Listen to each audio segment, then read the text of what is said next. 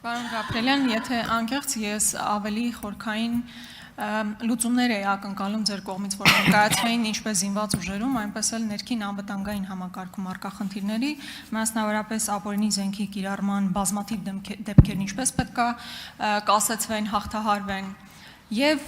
նաեւ զինված ուժերում տեղի ունեցողի վերաբերյալ Զարուհի Բաթոյանը այդ հարցը հնչեցրեց, բայց ես ուզում եմ եւս մեկ անգամ այդ հարցը հնչեցնել, բայց ակնկալելով կոնկրետ պատասխաններ։ Պարոն Գաբրելյան,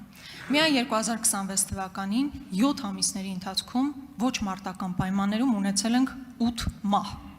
Սա ուղղակի խայտարակություն է։ Ես ուզում եմ դուք ձեր պատկերացումները ներկայացնեք, թե այս ողբերգական իրավիճակը ոնց կարելի է հաղթահարել։ Մի քանի կետերով։ Ես իհարկե հասկանում եմ, որ լուծումը շատ պարզ չէ, պարզունակ չէ, ավելի կոմպլեքս լուծումներ են այստեղ անհրաժեշտ, բայց քանի որ դուք առաջիկայում հավանաբար 1 օր հետո կլինեք պրոֆիլային հանձնաժողովի ղեկավար, ես ենթադրում եմ, որ դուք ունեք արդեն այդ պատկերացումները, այդ խնդիրները ոնց պետք է հաղթահարվեն։ Եվ այստեղ նաև ես ուզում եմ դուք անպայմանորեն խոսեք քաղաքական պատասխանատվության մասին։ Տեսեք, Ազատ գյուղում ողբերգական 15 մահից հետո նույնիսկ որևէ քաղաքական պատասխանատվության դրվագ չի ֆիքսվել։ Ոչ մի քաղաքական հրաժարական այդ առումով չի եղել։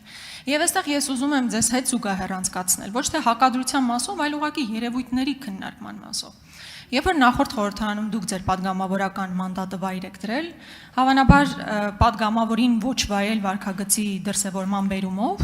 դա քաղաքական դիրքավորում էր, քաղաքական պատասխանատվության դրսևորում էր։ Հիմա երբ հերթը խոսքը հասնում է նրան, որ մենք ունենում ենք զինված ուժերում մահերի դեպքեր, ողբերգական մահերի դեպքեր, այդ դեպքում քաղաքական պատասխանատվության որևէ դրսևորում չի լինում։ Ես ուզում եմ նաև իսկապես դուք խոսեք այս քաղաքական պատասխանատվության ինստիտուտի մասին։ Շնորհակալություն։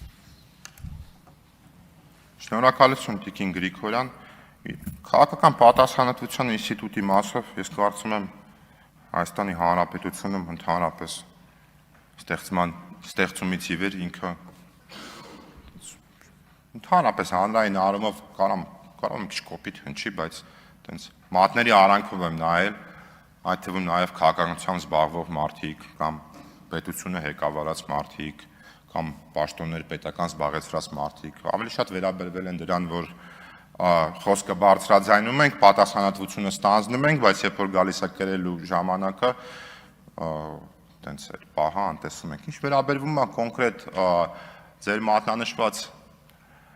խնդրին առայն, որ զինված ուժերում կան խաղաղ պայմաններում զոհեր, ես չեմ կարծում, որ ձեր հարցադրումը, որքան որ դուք ինձանից պահանջում եք ուղիղ եւ պարզ պատասխան, առավելևս որ գիտեք, որ մեր խնդիրը նախ եւ առաջ այն չէ, որ ինչ որ մեկը պատասխանատվություն կրի։ Մեր խնդիրը նախ եւ առաջ այդ իրավիճակը շտկելն է եւ նմանատիպ դեպքերը կանխարգելելը, աշխատել է այդ ուղղությամբ, որ մենք ընդհանրապես նմանատիպ դեպքերի մասին չխոսենք։ Եվ այդ կոնտեքստում մենք Պաշտպանության նախարարության մենք գործընկերների հետ ազգային ժողովի падգամավորի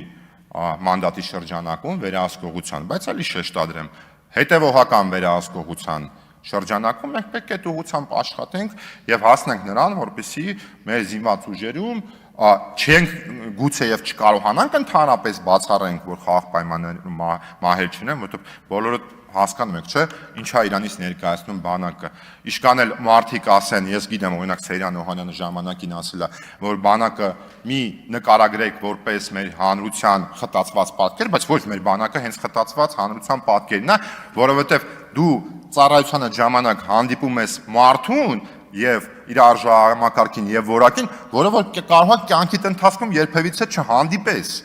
Կարող է այդպես ստացվի, երբևիցե չհանդիպես։ Հենց այդ առումով ինքը բավականին խտացված։ Կրկին ասեմ, Տիկին Գրիգորյան, ես եւ Տիկին Բաթոյանի եւ ձեր բարձրաձայնած հարցը բանակում խաղաղ պայմաններում զոհված զինծառայողների մասով լրջագույն խնդիր է, այդ խնդրի ուղղությամբ պետք է աշխատել, այդ դեպքերի վերաբերյալ ես կարծում եմ այնուամենայնիվ պետք է աշխատել, որպեսզի առաջնահերթ կանխարգելող ֆունկցիաները աշխատեն այդտեղ, ոչ թե որ մենք իդեպ այդտեղ դրան էլ եմ անդրադառնալու ընթացքից, ինչպես խոսվեց նաև պրոակտիվ եւ ռեակտիվի մասին, այդ երևի տենց հայրի ամենատենց ընդհանուր մեր հավաքական մեծ խնդիրն է, որովհետև մենք շատ ու շատ, եթե չասեմ, դեպքերի մեծամասնության մեջ ռեակտիվ ենք, այլ ոչ թե պրոակտիվ։ Դրա համար շատ ու շատ դեպքերում մենք արձագանքող ենք, այլ ոչ թե կանխարգելող։ Արձագանք։ Պարոն Գաբրելյան, տեսեք, վերջին մահը, որ արձանագրվեց բանակում, Նարեկ Թորոսյանի ողբերգական մահն էր, եւ Պաշտպանության նախարարությունը նույնիսկ հատկապես առաջին մի քանի օրերին, հետո չգիտեմ համապատասխան հաղորդագրությամբ հանդես եկան թե ոչ, բայց սկզբում ընդհանրապես որևէ դիտարկում այդ առումով չկար, ցավակցական խոսք, արձանագրում, որ նման ողբերգական մահ կա, դա եւս վերաբերմունք է եւ զինծառայողին, եւ նրա ընտանիքին։ Երբ որ ասում եք հասարակություն, բանակ, ինքը խտացված պատկերն է հասարակության, միգուցե տեսականորեն ճիշտ եք ասում, բայց բանակում խստացումները, սահմանափակումները իրանք շատ ավելին են, քան հասարակական ազատ հարաբերությունների տիրույթում, երբ որ դիտարկում ենք։ Այսինքն բանակ ունի այնպիսի վերահսկողական գործառույթներ, որ չի կարելի նույն հարաբերությունները համատել ազատ, ոչ բանակից դուրս հարաբերությունների հետ։ Ես իսկապես կարծում եմ, որ այո, մենք պետք է մտածենք ինչպես կանխարգելել։ Ես իմ հարցը մեծ հաշվով հենց դրա մասին էր։ Ինչ անել, որpիսի մենք ոչ թե հետո այս ողբերգական արձանագրումները անենք, այլ ինչպես կանխենք։ Բայց եթե անկեղծ դրա հատուկ պատասխան չլսեցի էլի ձեր կողմից։ Շնորհակալություն Տիկին Գրիգորյան, հենց այդ հարցը չեք կարող լսեք դրա պատասխանը, որովհետև դա կոմպլեքս գործառույթ է, բա դրա մասին ենք խոսում, որ դա կրթության հարց է, դա գիտության հարց է, դա դաստիարակության հարց է, բայց դա այդ կոնտեքստում նաև չեմ ուզում ասեմ, որ ես ներքին համակարգային խնդիրները բանակի գցում եմ, այսպես ասած, կներեք կարող կոպիտ եմ արտահայտում, հասարակության դաշտել, այդ խնդիրները փոխկապակցված են իրար հետ։ Պետք է գնալ իրար հետ աշխատել, հասկանալ ոնց այդ խնդիրները լուծել, որտեղ այդ խնդիրները նոր չեն, իրանք մշտական են, ապագայում կարծում են լինելու են նաև եւ երբ որ դուք ինձանից պահանջում եք հստակ պատասխան, ես կարող եմ ասեմ բացառապես մի բան։ Ես ազգային ժողովի падգամավոր եմ, ես ունեմ լիազորություններ, ունեմ իրավունքներ, ունեմ պարտականություններ, ունեմ վերահսկողության գործիքներ, որի շրջանակում պետք է գնամ աշխատեմ եւ եթե տենցա կարամ գնամ դեպք առ դեպք, գնանք հասկանանք, ուսումնասիրենք, որն է եղել պատճառը, այդ թվում նաեւ շատ պետք կլինի, կարանք այդ քննող գործառույթ որոշակի առումով անենք, ոչ մի խնդիր դրա մեջ չկա։ Ես չգիտեմ, էլի բարդ է մի քիչ տեղավորվել, էլի, որովհետեւ թեման լայն է, ինքը էլի եմ ասում Հիմա որ պատասխան եք ուզում, մի պատասխան չկա, մի քանի բան կարամ ասեմ միանգամից եւ կարծում եմ ավարտում եմ, կոմպլեքսի մեջ է պետք դիտարկել։